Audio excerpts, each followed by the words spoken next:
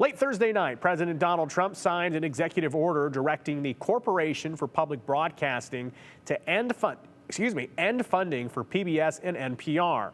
The White House claims that the network uses taxpayer funds to spread radical woke propaganda disguised as news. Aspen Shepard has more about how these cuts would impact public television and radio here in the Treasure Valley and state of Idaho.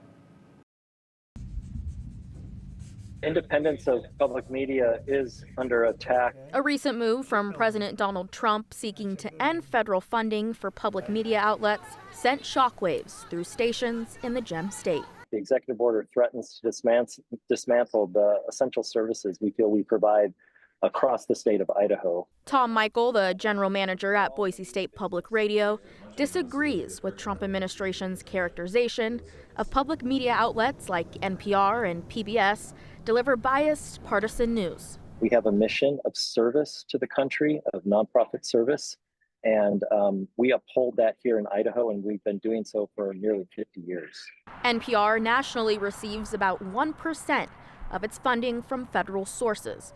For Boise State Public Radio, who is an NPR member station, Michael says for Boise State Public Radio, about 20% of its budget were from federal funds. Cuts to federal funding would negatively impact the ability for stations across a rural network like ours to serve our areas, not just news, but weather, emergency alerts, and other critical information. News and alerts the public can access for free, like during emergencies. Several years ago, the Four Corners fire was raging outside of McCall.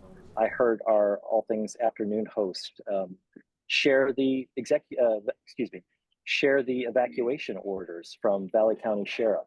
For rural communities where commercial coverage is limited, the stakes are even higher.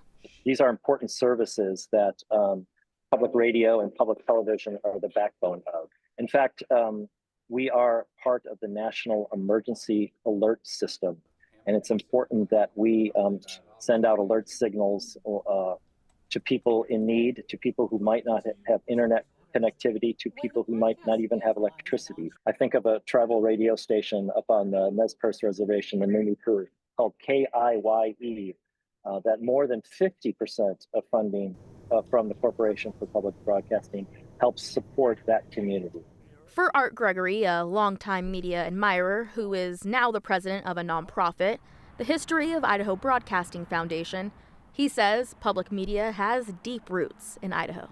It's the greatest gift that people have to be able to turn on a radio or a TV station and get news, information, entertainment, and everything for free. Gregory agrees that public broadcasting fills critical gaps in media coverage. These rural areas that are underserved are served by the public media. As someone who thinks public media outlets in Idaho do not fit into the biased narrative its member companies are getting, Gregory remains optimistic funds for them will continue. We're not talking about a lot of money, and hopefully all the parties can come together and work this out without having to cut any funds.